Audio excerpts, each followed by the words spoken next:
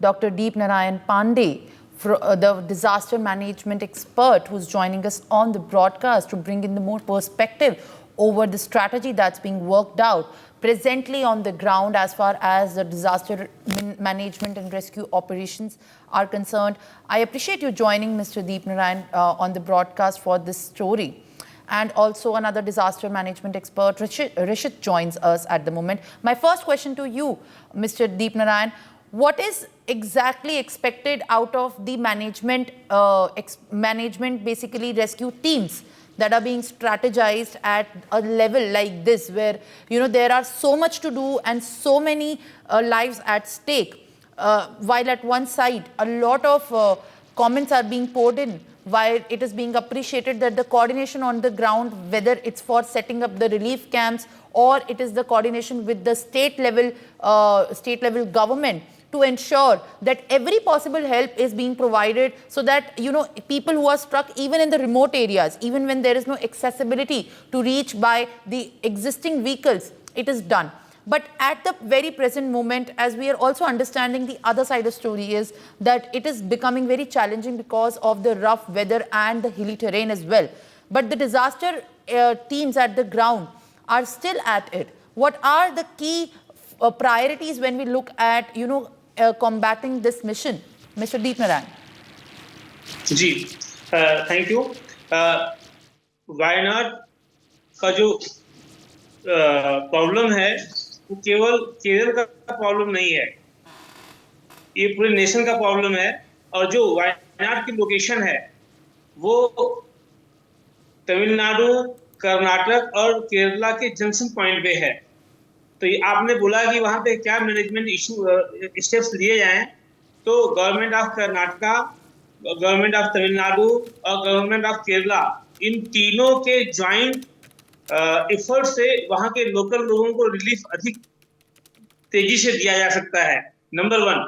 Number 2, ये रात को 2 बजे से लेकर के सुबह 6 बजे तक लगातार भूस्खलन और तेज बारिश के कारण ऐसा हुआ।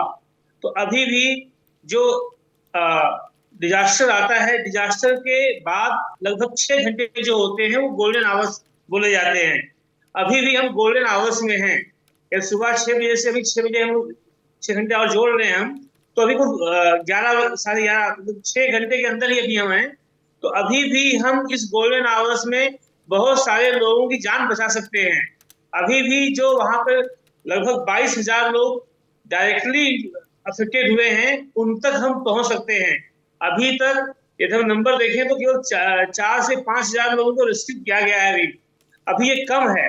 अभी इस अभियान को, जैसे एनडीआरएफ की टीम वहां पर पहुंच गई, मेरठ से डॉग स्क्वाड वहां पर पहुंच गया है।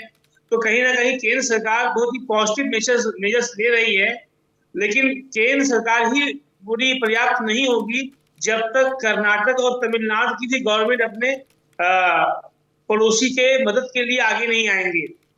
और एक और इसमें बड़ी बात है कि हम वहां की जो लोकल कम्युनिटी है उसको भी आगे लेकर के आए। जैसे कोरोना के पीरियड में या ऐसे पीछे जो आपदाएं आई हैं, तो लोकल लोगों ने बहुत ही बढ़ चढ़ करके पार्टिसिपेशन किया है और रिहेबिलिटेशन, रीसेटलमेंट्स में काफी रोल अदा किया है।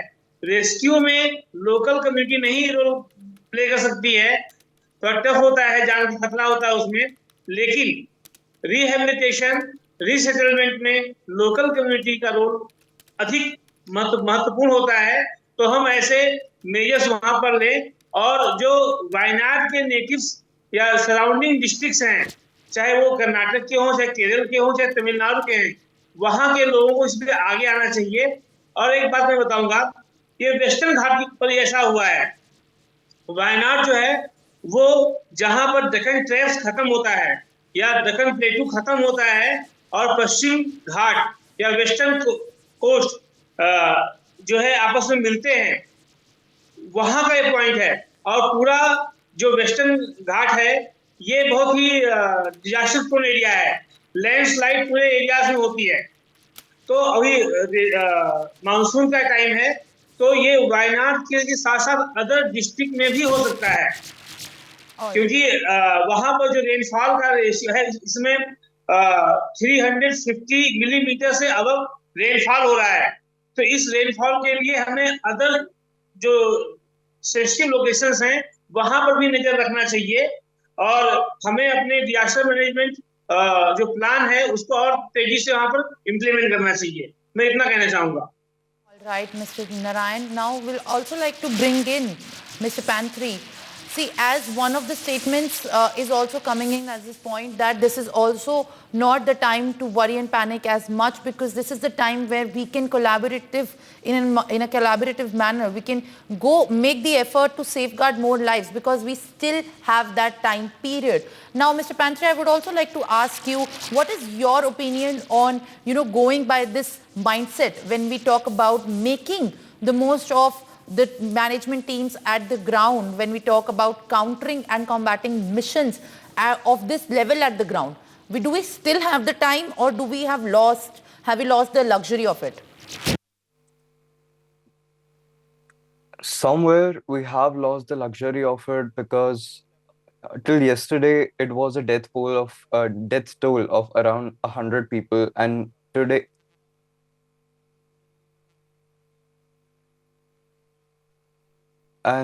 today we are hearing about the death toll has increased to 150 people.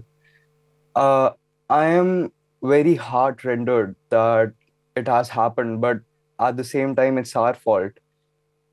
But now, for the immediate actions and efforts, I think we do have time.